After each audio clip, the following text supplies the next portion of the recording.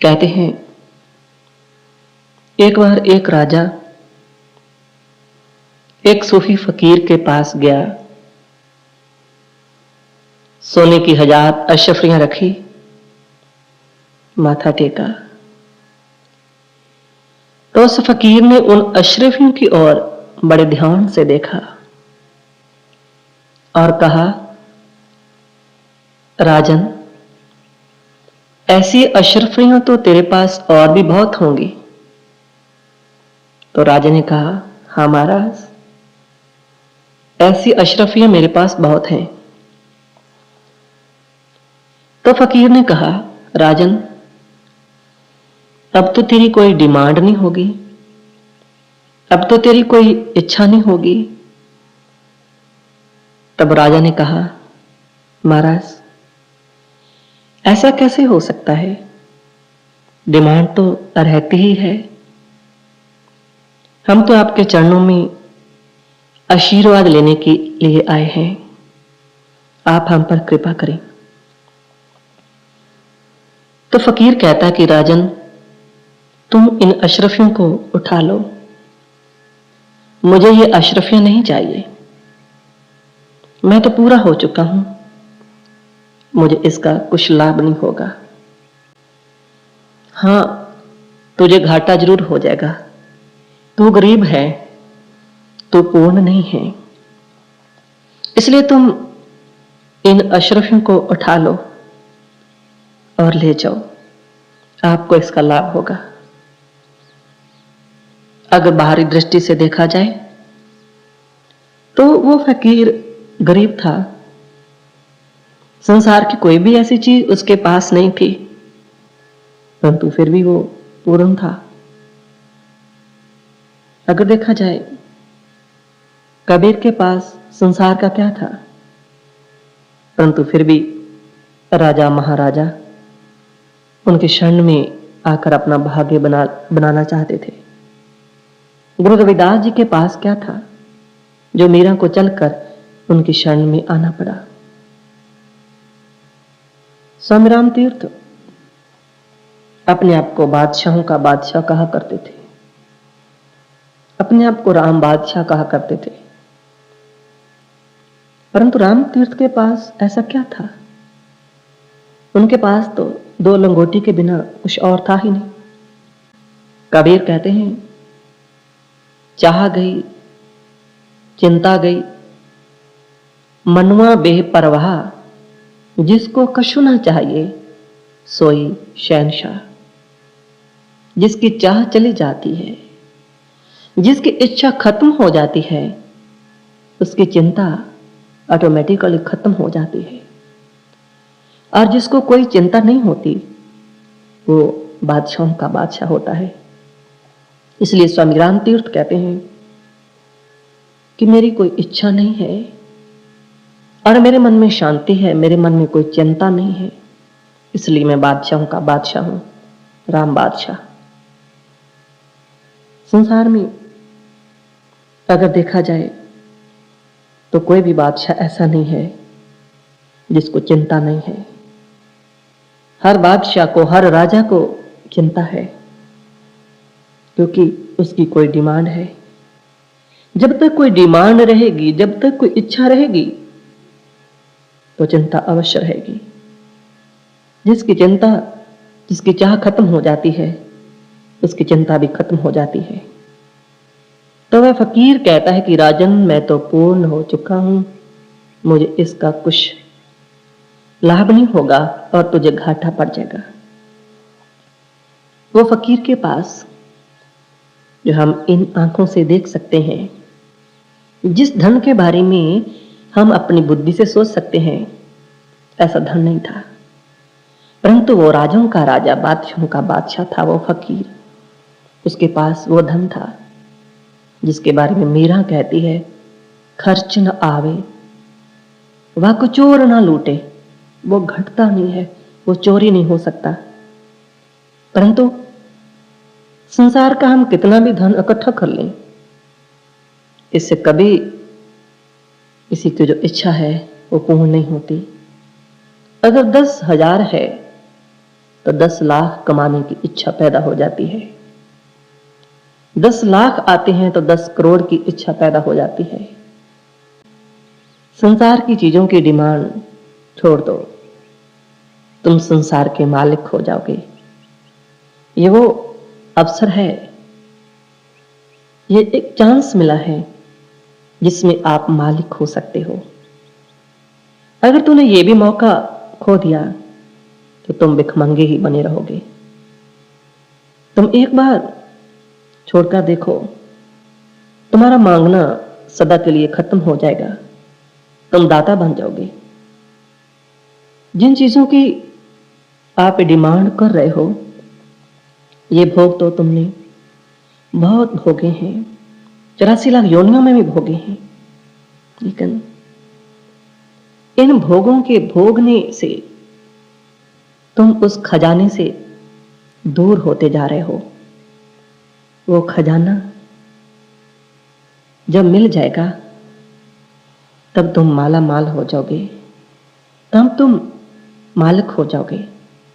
ऐसा महापुरुष हमें अपने प्रवचनों के माध्यम से, लीला के माध्यम से समझाते हैं। जैसे एक संत थे, उनके पास बहुत से अमीर लोग जाया करते थे। वह संत कुछ न कुछ कह देते, मुख से कुछ ऐसा निकल जाता, उन लोगों का काम बन जाता। वह बार बार संत जी के पास जाते, पहले जाकर बड़े प्रेम से बातें करते। महाराज जी, आपके दर्शनों को मन कर रहा था, आपके दर्शनों के लिए आए हैं। परंतु वह संत भी संत थे, वह भी जानते थे कि ये क्यों आए हैं। 10-15 मिनट इधर उधर की बातें की और उसके बाद फिर उसी बात पर, महाराज आजकल धंधा तो कुछ ऐसा ही चल रहा है, आप कृपा करो। तो ऐसे ही वो आते, महापुरुष कुछ ऐसा कह देते तो उनका काम बन जाता। क्योंकि जो संत होता है उसके मुख से निकली हुई वाणी पूर्ण हो जाती है। जैसे कि जीसस भी बाइबल में कहते हैं, sky and earth will pass away but my word will not pass away. आकाश धरती अपना स्थान बदल सकते हैं, परंतु मेरा शब्द कहा हुआ बदला नहीं जा सकता। क्योंकि साधु बोले सहज स्वभाव, साध का बोला व्यर्था ना जा। संत के मुख से जो वाणी निकल जाती है वो पूर्ण होकर ही रहती है। क्योंकि संत की वाणी उस परमात्मा की ही वाणी हो जाती है। क्योंकि संत हर समय उस मालिक के साथ जुड़ा रहता है। छत्रपति शिवा के गुरु रामदास जी एक बार ध्यान में बैठे थे, तो उसी समय किसी लड़की के पति की मृत्यु हो जाती है। उस समय सती प्रथा थी कि जब पति की मृत्यु होती तो पत्नी को भी पति की चिता में जलना पड़ता। परंतु जब वो सती जलने के लिए जाती थी तो जैसे शादी के समय श्रृंगार किया जाता है, ऐसे ही पति के साथ सती होने के समय किया जाता था। तो उस लड़की के पति की मृत्यु हो जाती है, वो भी अपने पति के साथ सती होने के लिए जाती है। तो जब शमशान घाट की ओर जा रहे थे तो रास्ते में गुरु रामदास जी का आश्रम था। और वो लड़की सोचती है कि अब तो इस संसार में कुछ ही पल है मेरे लिए, अब तो कुछ ही पलों का जीवन है, तो जाते जाते गुरु रामदास जी के चरणों में नमस्कार कर जाऊं, मेरा अगला जन्म ही कुछ अच्छा मुझे मिल जाएगा। वह लड़की गुरु रामदास जी के आश्रम में जाती है। गुरु रामदास जी ध्यान में बैठे थे। जब आंखें खोली, उस लड़की को श्रृंगार किए हुए देखा तो अचानक मुख से निकला, सौभाग्यवती भव। तो वह लड़की रो पड़ी, कहती महाराज आपको जे आपका वचन वापस लेना होगा। तो गुरु रामदास कहते कि क्यों? कहते महाराज मेरे पति की मृत्यु हो चुकी है, मैं अपने पति के साथ सती होने के लिए जा रही हूं, तो मैं सौभाग्यवती भव। आपने मुझे कहा मैं कैसे हो सकती हूं? तो गुरु रामदास कहते कि बेटी मैं तो राम के ध्यान में बैठा था, मैं तो परमात्मा के ध्यान में बैठा था। मेरे मुख से निकली हुई वाणी मेरी वाणी नहीं, ये तो राम की वाणी है। ये गलत कैसे हो सकती है? परमात्मा की वाणी गलत कैसे हो सकती है? वह उस लड़की के साथ चल पड़ते हैं और जब जाकर उसके पति के मुख से कपड़ा उठाते हैं तो उसका पति उठ पड़ता है और मुख से क्या आवाज निकलती है, समर्थ गुरु रामदास महाराज की जय। उस दिन से गुरु रामदास जी के नाम के साथ समर्थ शब्द जुड़ गया। कहने का भाव कि संत के मुख से निकली हुई वाणी उस परमात्मा की ही वाणी होती है, क्योंकि संत हर समय परमात्मा के ध्यान में रहता है, परमात्मा के सुमरन में रहता है, परमात्मा के साथ जुड़ा रहता है। तो ऐसे ही वो लोग संत जी के पास जाते और संत जी उनको कुछ कभी कह देते कि अच्छा ठीक हो जाएगा, तो उनका काम हो जाता।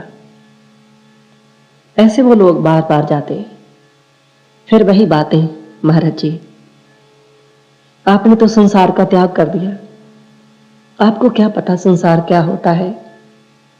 संसार में रहने से तो हर समय कोई ना कोई चिंता ही लगी रहती है। दो रोजी रोटी के लिए पता नहीं हमें क्या क्या करना पड़ता है।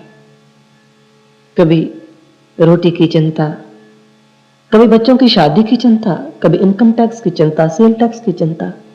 महाराज हम तो हर समय चिंता में ही घिरे रहते हैं, आप हम पर कृपा करो ना।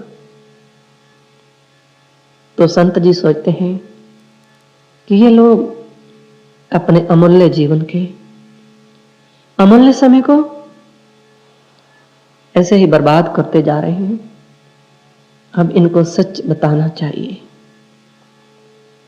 तो वह उनको कहते हैं कि आप मेरे पास आते हो, मेरे मुख से कुछ निकलता है, फिर प्रकृति में घटना घटती है, आपका काम होता है। तो आप ऐसे क्यों नहीं करते? आप परमात्मा से सीधे बात कर लिया करो, परमात्मा को आप स्वयं ही कह दिया करो, आपका काम हो जाएगा, आपको यहां आने की भी जरूरत नहीं पड़ेगी। वो कहते कि महाराज ऐसे कैसे हो सकता है?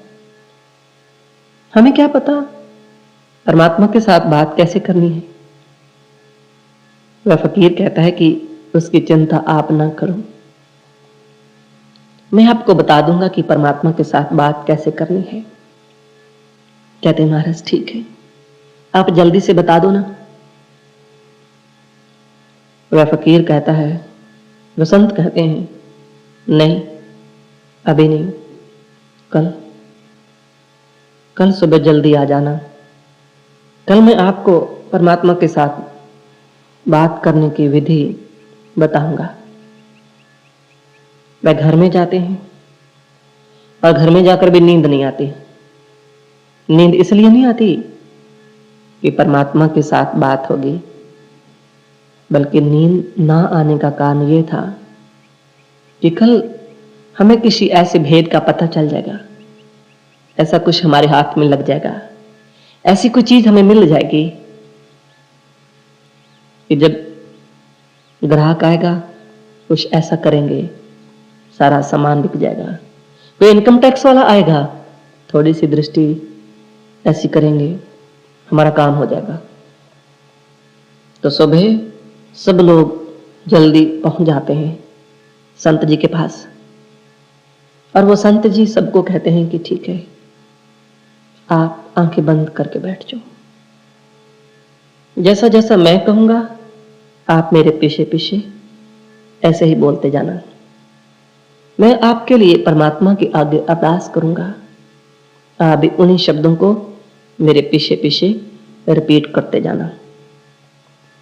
सब लोग आंखें बंद करके बैठ जाते हैं।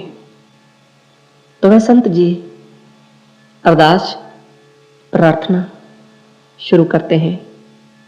हे प्रभु, हे मालिक, आप सर्वशक्तिमान हो, सर्व अंतर्यामी हो, आप सब कुछ जानते हो, सब कुछ कर सकते हो। प्रभु, आपको पता है कि हमें कैसी कैसी चिंता लगी रहती है, आप हमारी चिंता को खत्म करो प्रभु। तो जैसे जैसे संत जी बोलते जा रहे थे, वो भी पीछे पीछे बोलते जा रहे। तो संत जी आगे बोलते हैं, हे प्रभु, हे मालिक, तो हम पर इतनी कृपा करना कि हमें कभी मानुष तन मत देना, हमें कुत्ते बिल्ले गधे ऐसे योनियों में भेजना प्रभु। जब संत जी ने ऐसा कहा तो अब सबकी आंखें खुल गई। महाराज, ये क्या कह रहे हो, ये कैसी अरदास है? तो वह संत जी कहते हैं कि आप चाहते क्या हो? आप यही चाहते हो, संसार के पदार्थों को भोगना चाहते हो, संसार के पदार्थों में मस्त रहना चाहते हो। तो ये चीजें, ये पदार्थ, ये भोग तो आपको कुत्ते बिल्ले गधे ऐसी योनियों में भी मिल जाएंगे। वहां ना तो किसी बच्चे की शादी की चिंता होगी, ना इनकम टैक्स की चिंता होगी, ना सेल टैक्स की चिंता होगी, वहां तो सब अपने आप होगा। तो सबने चरण पकड़ लिए, कहते महाराज, हमसे भूल हो गई है, आप हमें क्षमा करें, हमें सत्य का ज्ञान बताएं। हम सच को जानना चाहते हैं कि हमारा जीवन किस लिए है। हमें संसार में आए हैं तो हम सच को प्राप्त करके ही जाएंगे। तो तब संत जी उनको वो ज्ञान की दीक्षा देते हैं, उनको वो सच का साक्षात्कार होता है, उन्हें सच की प्राप्ति होती है। वह संसार की डिमांड्स को छोड़कर उस परमात्मा की ओर अग्रसर होने लगते हैं, उनका जीवन धन्य हो जाता है। तो ऐसे ही जब हम भी इस संसार की डिमांड्स को छोड़कर उस मालिक को पाना चाहेंगे, उस परमात्मा को पाना चाहेंगे, तो वह मालिक हमें अवश्य मिलेगा। और उस मालिक के साथ मिलने से जो हमें शांति मिलेगी, जो हमें आनंद मिलेगा, जिस खुशी की प्राप्ति उस समय होगी, उसको कोई शब्दों में नहीं कह सकता, वह तो अनुभव की बात है। जैसे आज बहुत से लोग हैं, वो कहते हैं कि अब तो संत नहीं हो सकता, अब तो गुरु नहीं हो सकता। गुरु संत तो पहले के समय में होते थे, परंतु ऐसा हमें किसने कह दिया, किसी को नहीं पता। श्री गुरु गोबिंद सिंह जी महाराज दशम ग्रंथ में कहते हैं, जब जब हुए अरिष्ट संसारा, तब तब दे धरत अवतारा। कि जब जब इस संसार में पाप बढ़ेगा, तब तब वो परमात्मा किसी शरीर में संत महापुरुष के रूप में इस पृथ्वी पर आएगा। तो ऐसा रामचरितमानस में भी लिखा हुआ है, जब जब हुए धर्म की हानि, बाढ़े असुर अधम अभिमानी। ऐसा जब होता है, अधर्म बढ़ जाता है, राक्षस विधि के लोग बढ़ जाते हैं, तो तब तब प्रभु धरे विविध शरीरा, हर ही कृपा निधि सज्जन पीरा। कि तब तब वो परमात्मा सज्जनों के कल्याण के लिए, दुष्टों के नाश के लिए शरीर में आता है। और भगवान श्री कृष्ण गीता में भी यही कहते हैं, यदा यदा हि धर्मस्य ग्लानिर्भवति भारत अभ्युत्थानम् अधर्मस्य तदात्मानं सृजाम्यहम् परित्राणाय साधूनां विनाशाय च दुष्कृतां धर्म संस्थापनार्थाय संभवामि युगे युगे। कि जब जब भी धर्म की हानि होती है, अधर्म बढ़ जाता है, राक्षस लोग बढ़ जाते हैं, तब तो मैं अपने आप को शरीर में प्रकट करता हूँ, दुष्टों का नाश करता हूँ और सज्जनों का कल्याण करके हर युग में धर्म की फिर से स्थापना करता हूँ। तो ये हमारे सभी ग्रंथों में महापुरुषों ने कहा है कि वो परमात्मा समय समय पर इस पृथ्वी पर आया है, वो आता रहेगा। जैसे आज जीसस को मानने वाले लोगों ने भी गुरु को, संत को मानने से इनकार कर दिया। वो भी कहते हैं कि जीसस आए थे, बस उसके बाद जीसस ही आएंगे, वो भी बादलों में। जबकि ये बाइबल में ऐसा लिखा हुआ है। जीसस कहते हैं, as long as I am in this world I am the light of this world. जब तक इस संसार में मैं हूं, तब तक इस संसार को रास्ता मैं दिखाऊंगा। और जब उनको ये पूछा गया कि आपके जाने के बाद क्या होगा, तो जीसस बाइबल में स्पष्ट कहते हैं, I will pray to my father to send a messenger for you. कि मैं अपने पिता के आगे, परमात्मा के आगे प्रार्थना करूंगा कि वो एक मसीहा, एक मैसेंजर, एक गुरु को, एक संत को आपके लिए भेजेगा। वो गुरु, वह संत, वह मसीहा आकर क्या करेगा? हमें कैसे पता चलेगा कि ये वही है जिसकी बात जीसस करते थे? तो जीसस उसके आगे कहते हैं, he will remind the work which I have done before you. वह वही करेगा जो मैंने किया है। तो जीसस ने अपने समय में क्या किया? जीसस कहते हैं, God is light, in him there is no darkness at all. वो परमात्मा ज्योति है, वहां अंधकार तो है ही नहीं।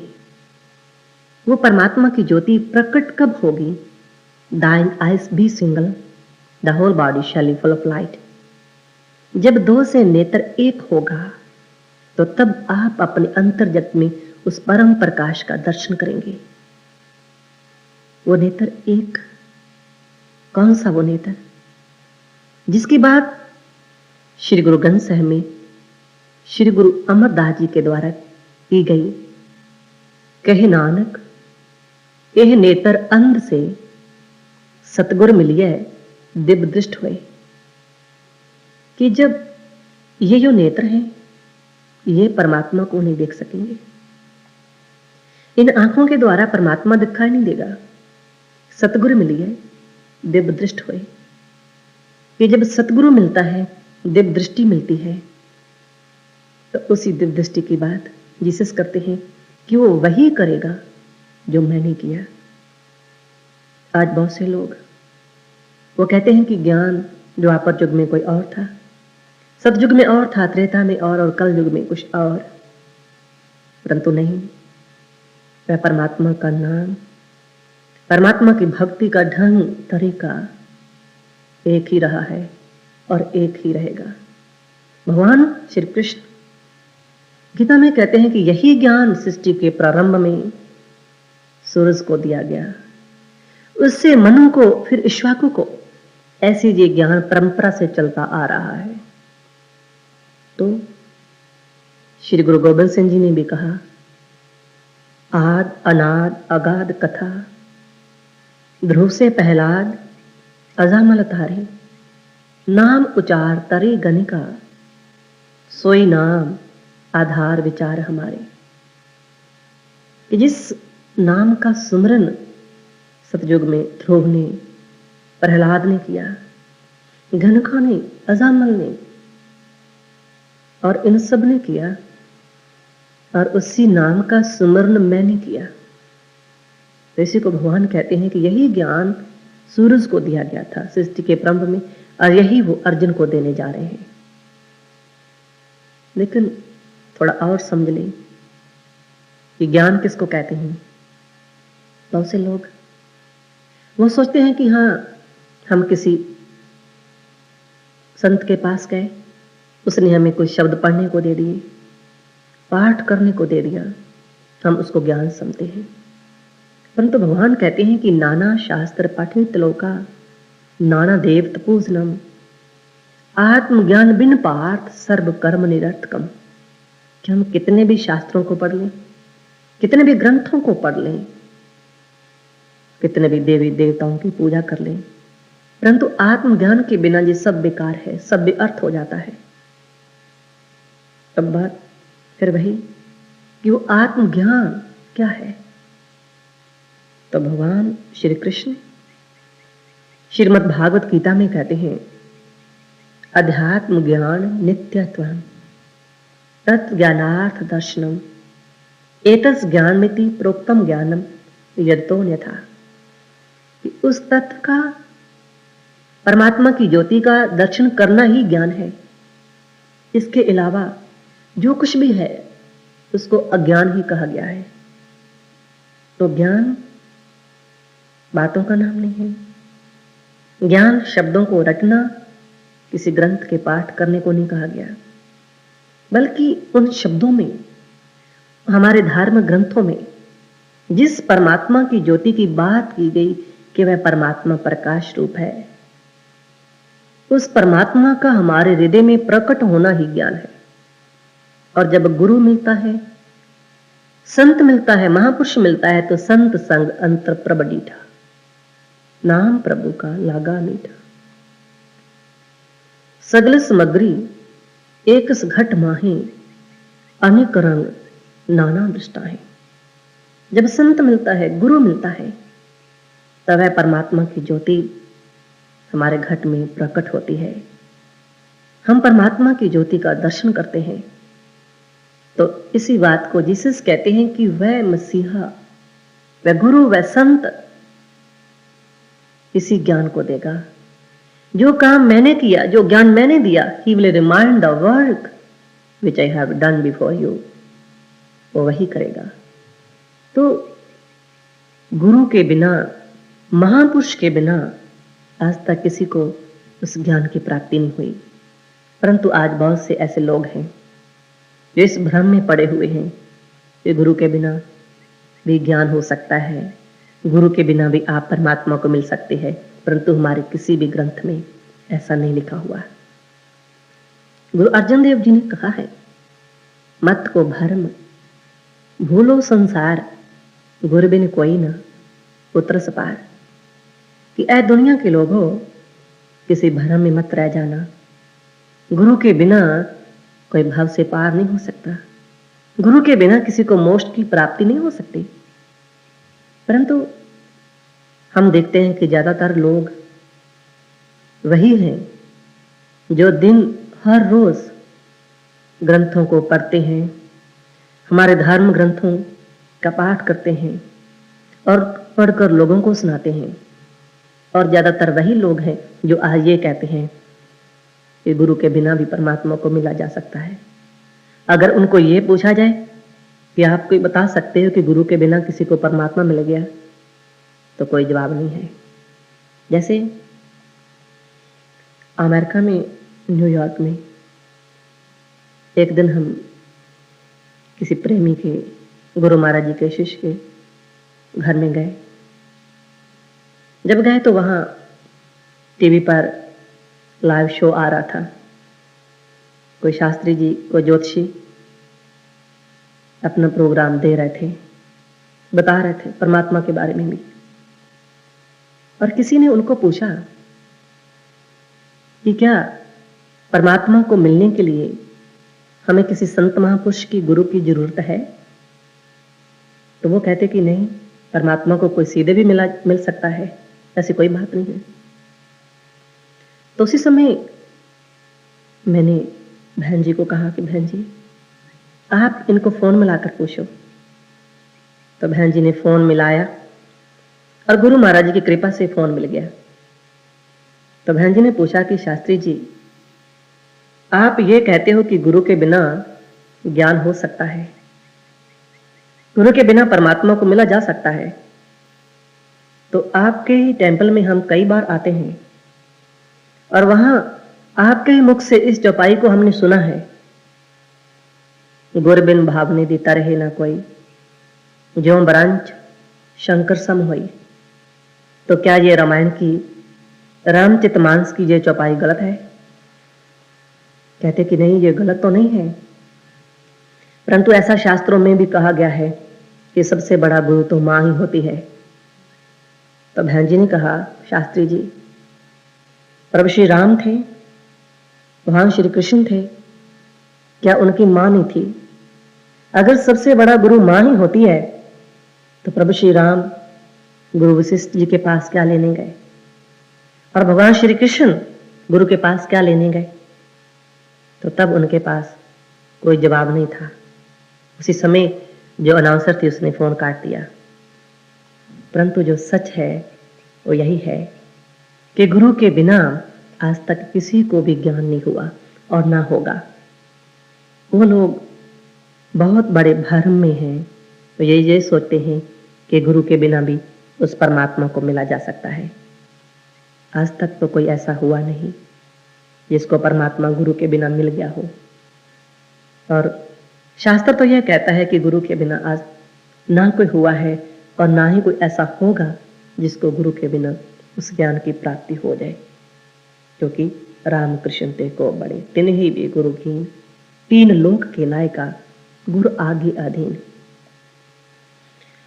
परंतु हम देखते हैं कि जब गुरु की बात आती है तो उसमें फिर हम इस सोच में पड़ जाते हैं कि इतने लोग हैं संसार में, किस किस को गुरु माने। तो ये भी कहते हैं कि पूर्ण गुरु के द्वारा ही हमें परमात्मा की प्राप्ति हो सकती है। हमें कैसे पता चलेगा कि ये पूर्ण गुरु है, जो सतगुरु है? तो अगर आप अपने धर्म ग्रंथों को ध्यान से पढ़ेंगे तो हमारे धर्म ग्रंथों में आपको आपके हर प्रश्न का आंसर मिल जाएगा। शेख ब्रह्म ने एक बार प्रश्न किया श्री गुरु नानक देव जी को, महाराज, आप कहते हो कि गुरु के बिना आत्मज्ञान की प्राप्ति नहीं होती, तो मेरा यह प्रश्न है कि गुरु किसको कहते हैं? यहां कितने लोग हैं? जैसे कबीर कहते हैं कि भेषधारी को गुरु नहीं कहते,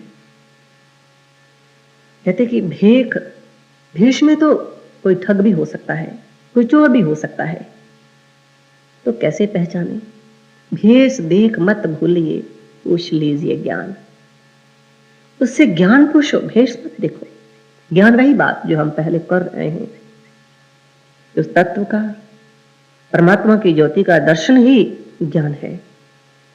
तो जब शेख ब्रह्म ने प्रश्न किया गुरु नानक देव जी को कि कैसे पहचाना जाए ये गुरु है, यही पूर्ण गुरु है जिसके द्वारा हमारा कल्याण संभव है, तो जो उत्तर दिया श्री गुरु नानक देव जी ने शेख ब्रह्म को, वह श्री गुरु ग्रंथ साहिब जी में लिखा हुआ है।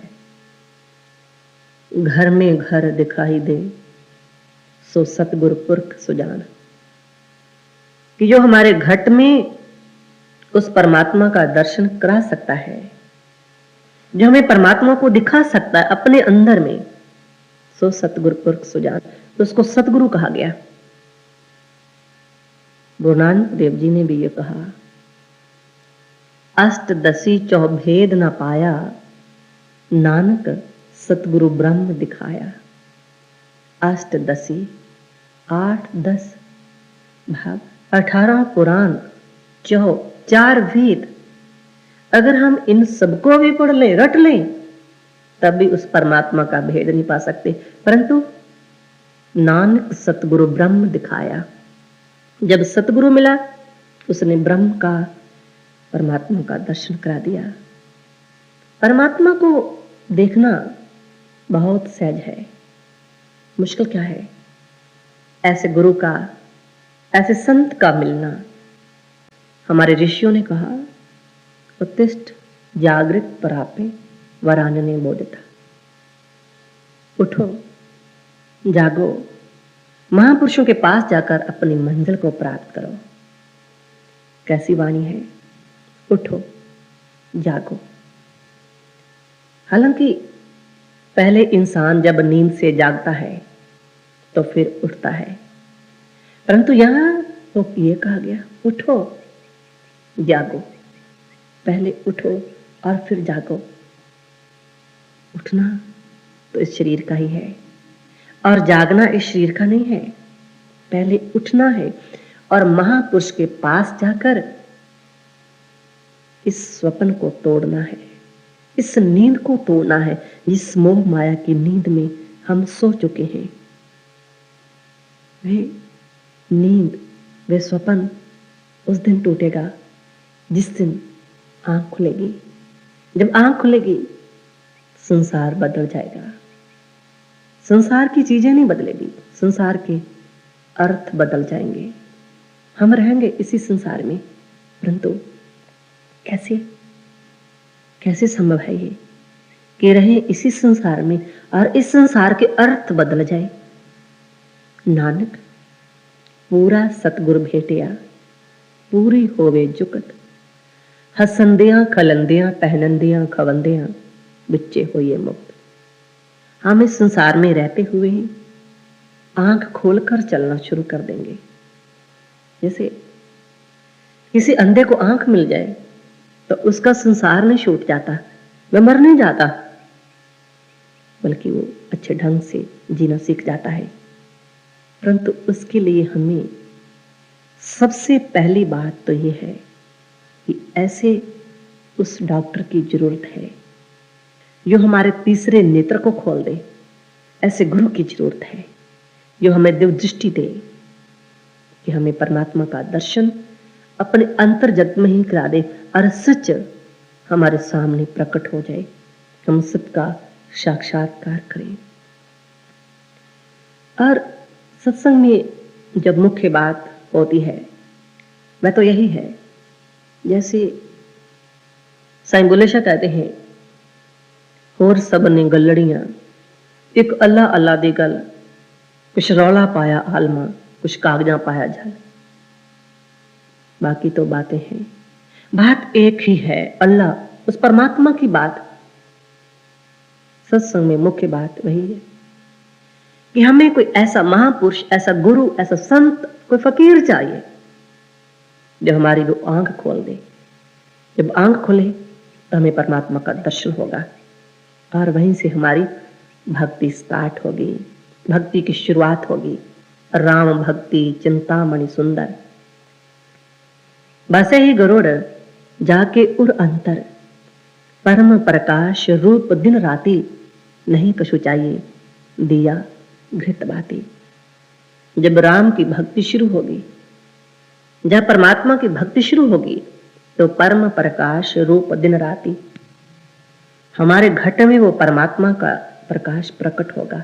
हम दिन रात उसको देख पाएंगे और फिर हम सुमरन साधना गुरु के हुक्म में रहकर उस मालिक से मिलेंगे और जब मिलेंगे फासला खत्म हो जाएगा। तब हम इस संसार में रहते हुए भी इस संसार के नहीं रहेंगे। और सबसे पहली बात कि ऐसा गुरु मिल जाए जो हमें दृष्टि दे रहे, और उसके बाद हमें गुरु की आज्ञा में रहकर अपनी भक्ति सुमरन साधना को पूरा करना है। क्योंकि जैसे पहाड़ों में से बहुत सी नदियां निकलती हैं, परंतु वही नदी सागर तक पहुंच पाती है जो दो किनारों की मर्यादा में रहती है। इसी तरह से बहुत से लोग इस ज्ञान को प्राप्त करते हैं, परंतु मंजिल उन्हीं को मिलती है जो गुरु की आज्ञा में रहकर सुमरन साधना करता है। गुरु की आज्ञा ही सर्वश्रेष्ठ है, क्योंकि गुरु गोविंद है, गोविंद गुरु है। समुंद बरोल शरीर हम देखिया, एक वस्त अनूप दिखाई। गुरु गोविंद, गोविंद गुरु है, नानक भेद न भाई। वही तो है, उसकी आज्ञा ही सब कुछ है, उसका कहना ही सब कुछ है। एक गुरु जी थे, वो अपने शिष्यों को कभी किसी जगह पर ले जाते, कभी किसी जगह पर, उनको कुछ सिखाने के लिए। परंतु एक बात थी कि वो गुरु जी जब स्टॉप बोल देते तो जो भी जो काम करता है उसी समय रुक जाता, उसी परिस्थिति में खड़ा रहना होता। ये उनकी आज्ञा थी। और एक बार उनके 3 शिष्य नदी में से गुजर रहे थे, नदी में पानी नहीं था और गुरु जी की मौज थी और कह दिया स्टॉप। रुक गए तीनों नदी में, उसके बाद पानी आ गया। तो एक कहता है कि अब चलना चाहिए, उस समय तो पानी नहीं था। दूसरे कहते कि नहीं, गुरु जी की आज्ञा है। वो चला जाता है, 2 रह जाते हैं। और जब पानी मुंह में पड़ने लगता है तो दूसरा भी कहता है कि जब जीवित रहेंगे तभी सेवा करेंगे ना, चलना चाहिए। वो कहता नहीं, गुरु की आज्ञा है। और जब पानी मुंह तक पहुंच ही जाता है तो वो 2 शिष्य भागकर गुरु जी के पास जाते हैं कि गुरु जी, अगर आप उसको नहीं कहेंगे वो बाहर नहीं आएगा, डूबकर मर जाएगा, आप उसको कहो। तो गुरु जी कहते हैं कि अब उसको कहने की जरूरत नहीं है कि आप नदी से बाहर आ जाओ। अब उसको जाकर ये कह दो कि वो पानी को हुक्म कर दे कि नीचे जा, पानी नीचे जाएगा। और ऐसा ही हुआ। तो सर्वश्रेष्ठ बात गुरु की आज्ञा है। सबसे पहले ऐसे गुरु की तलाश जो हमें दिव्य दृष्टि दे दे, परमात्मा की ज्योति का दर्शन करा दे, हमारी साधना भक्ति शुरू हो जाएगी। उसके बाद गुरु की आज्ञा में रहकर हम भक्ति सुमरन साधना सेवा के द्वारा उस मालिक से मिल सकेंगे।